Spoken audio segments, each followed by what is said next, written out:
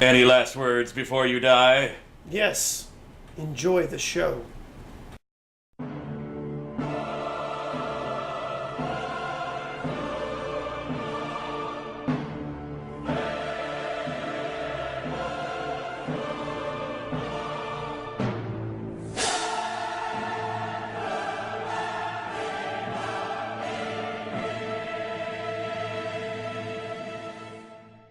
Famous last words. Some of them are odd, some of them are strange, some of them are weird. Today we're going to talk about that. Yeah. Got a lot of good ones here. Several lined up. Gonna pretty much just roll through them until we run out of time. Mm-hmm. Some of our favorites that we've heard throughout the years. And of course, as always, if you've got some that we don't mention here, feel free to put them down in the comments below. Yes. What you got? Well, I always like to start out George Orwell. He was a writer. He always starts with George Orwell. I do. In case you've never noticed that. In the show at all. It's he died at the age of 46, and he said, and I quote, "At 50, everyone has the face they deserve." But he didn't make it to 50, so... He died at 46, so how does he know? He can see the future. You can see the future when you die. Speaking of the future, you've got one there from Nostradamus you've been talking about for a while. I do. Predictions. Mm-hmm. Of course, Nostradamus. Lots and lots of predictions, most of which have pretty well come true. Mm-hmm. I mean, a lot of them are open kind of for interpretation, so that's kind of that's a debate in and of itself, and we could do a whole episode on that. But this is one that he actually got right. Nostradamus said, "Tomorrow at sunrise, I shall no longer be here," and he died that night. So he was right. Did not live to see the next day. Yeah, Harriet Tubman was dying, and we all knew who Harriet Tubman was. She was a part of the Underground Railroad. She actually said her last words were "Swing low, sweet chariot." She was quoting music. Sweet chariot. I do not nearly have the nice baritone. I like the SCA version of that, but it's later on. What else you got? Well, I'm going to screw this name up. I mean, let's face it, Danny and I are notorious for butchering names, and this one's like a paragraph and a half long. So, Louise Marie Therese de Saint Maurice, Comtesse de Versailles. She farted as she died, and her last words were, "Good. A woman who can fart is not dead." But apparently she was, so she was wrong about that. That's okay. That's okay. That's all right. Yeah. Leonardo da Vinci was overly modest, saying, "I have offended God and mankind because my work did not reach the quality it should have." Yeah. So I guess we all know that his work was just terrible. It was utter crap. Yeah. I mean, Da Vinci didn't do anything that would last throughout, all of history and whatever, and it got really dark really all of a quick. sudden. I think we're talking about death and then the dark shadow of death.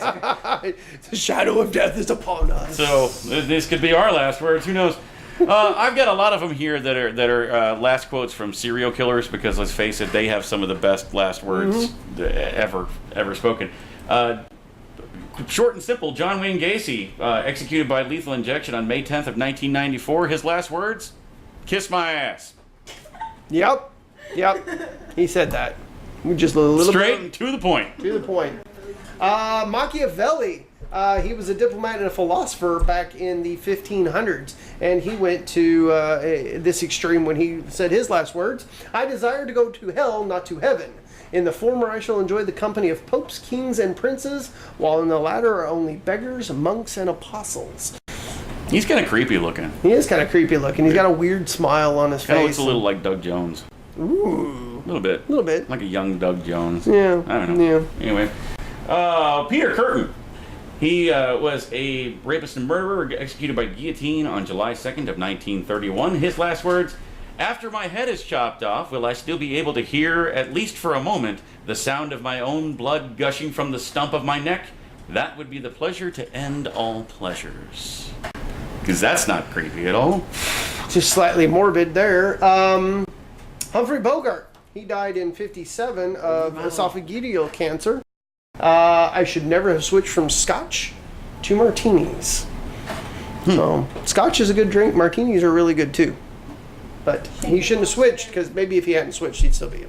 Well, he wouldn't be here now, but let's see. Murderer James W. Rogers was put in front of a firing squad in Utah. Asked if he had any last request. His reply, Bring me a bulletproof vest. Ha! I'm Well, yeah. guessing that didn't work. I don't think it worked, but He's dead. he's dead. Groucho Marx, who died in 1977, he was quoted as saying at his deathbed, "Either I'm dead or my watch has stopped." That's a famous one. That is one's- a famous one, I've yeah. heard that one many Yeah. times over. Thomas J. Grasso, and this one's a kind of another well-known one that's from another serial killer. He actually, throughout his entire time in prison, was writing the press on a daily basis. And his last words were to complain about his last meal. He said, "I did not get my SpaghettiOs. It was spaghetti, and I want the press to know this." Because there's a difference on your deathbed. Oh, there is a big difference between Well, I spaghetti and know spaghetti. there's a difference, and our viewers know there's a difference. But wow, why would you complain about something on your deathbed like that? Because he wanted the press to know that he was Obviously, mistreated. Obviously. Charlie Chaplin, big actor from the silent movie era. He died in 1977, and a priest asked him on a deathbed, "May the Lord have mercy on your soul." And Chaplin replied, "Why not? It belongs to him." Yeah. Mm-hmm. Yeah. Carl Panzram, he is a infamous serial killer, arsonist, and rapist. He was hanged on December 5th of 1930. He had actually hung several people to kill them. And his response, or his last words rather, were, "Hurry it up, you Hoosier bastards! I could hang a dozen men while you're screwing around."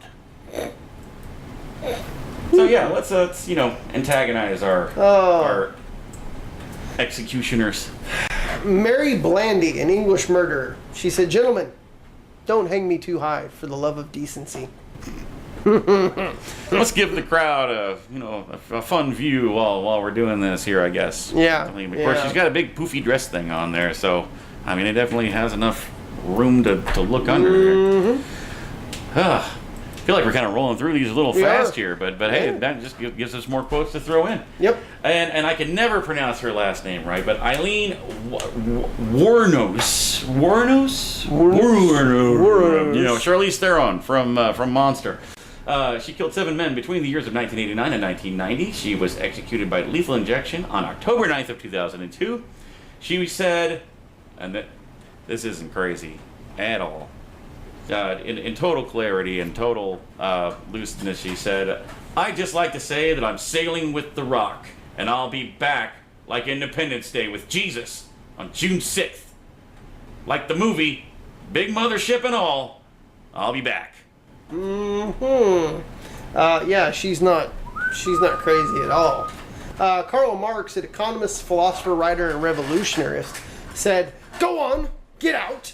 Words are for fools who haven't said enough." There's a few people that have kind of said something about how last words are for people who were boring or something to that effect. And I always think that's funny that Yeah. you end up having a famous last quote by bashing people that have last quotes. That's irony at its best. That is irony at its best. James French, another murderer, executed by the electric chair on August 10th of 1966. He said, "How's this for tomorrow's headline? French fries." Scoochie thought that was funny. Yes. Yes, Scoochie did find that was funny. It's always funny to see a head in a box that Just kind of floats and then...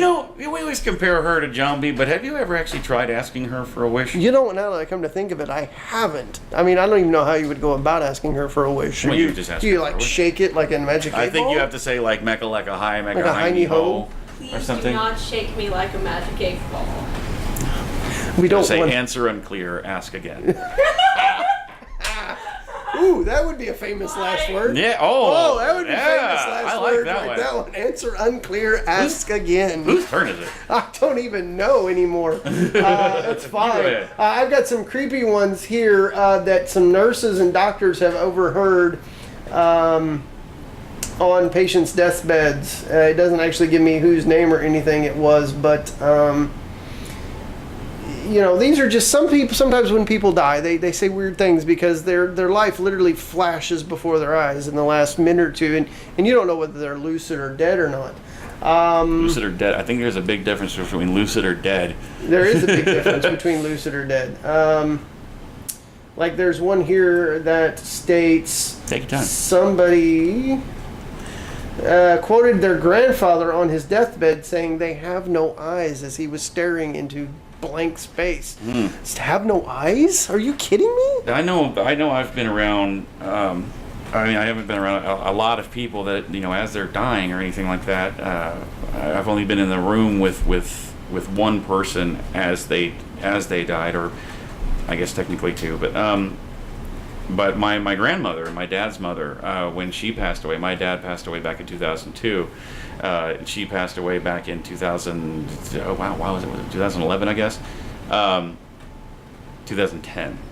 Yeah, but anyway, the morning, was either the morning of or the morning before she passed away. As I arrived to the nursing home, she got really excited as I came in the door.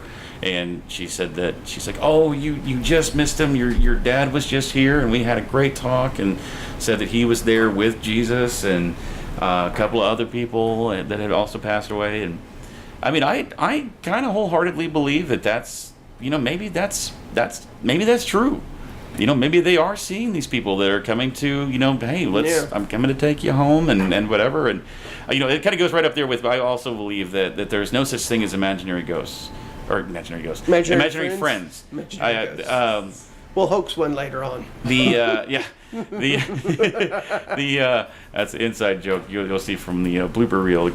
But no, there's been a couple of occasions where people have said, "Oh, my kid's got an imaginary friend," and the kid's only like 2 or 3 years old, so not old enough to know the difference, But the friend that they describe are real people who have passed on. So or they describe some really horrendously weird things. It's like because kids can see things. We're way off topic. That's a whole other. That's a whole other episode right now. But hey, maybe we'll talk about that next week. Yes, maybe we should. We should talk about that next week. There you go. Next week we're talking imaginary friends. Yeah, imaginary friends. So if you have kids that have had imaginary friends in the past, please give us those stories. We'll use them as examples in next week's episode. You definitely. Little kid cousin had cancer. I'm not talking about them. I'm talking about the one that visits me at night. He was dying of cancer. Who are these people talking about? See, right. This goes on with what we were just talking about. So, well, I did have one more here that was a last quote from Charles Gussman, who was a writer and TV announcer. He actually wrote the pilot episode for Days of Our Lives. So if you watch your stories, then that's from that.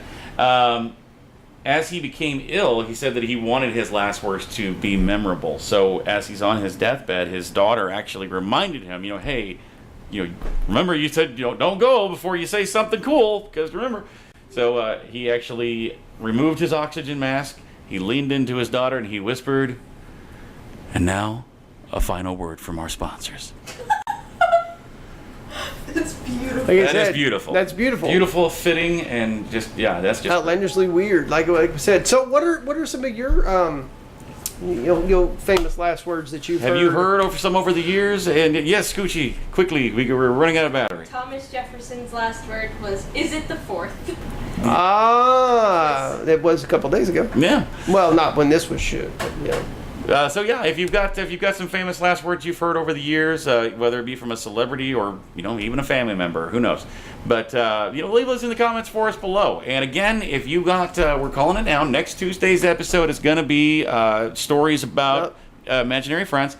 So if you've got, maybe you had one as a child, or maybe you have a child that has one now, or maybe you have a child that is Haley Joe Osment from The Sixth Sense, that he sees, I see dead people. Leave those stories for us in the comments below, or hit us up on Facebook, Instagram, or Twitter. Here's all the links there for you. Those will also be down in the video description below. So go to any of those locations and leave those stories for us there, however you would like to do that. It's only up to you guys. Totally up to you. Meanwhile, make sure you guys like, share, subscribe, comment, all that good Facebook, YouTube stuffs. Not Facebook, YouTube stuffs. YouTube stuff. You do the YouTube's things. Do those things. So yeah. And for this episode's famous last words. Hey, I'm Alicia. I'm Christy. Here's the Russian clip of the day.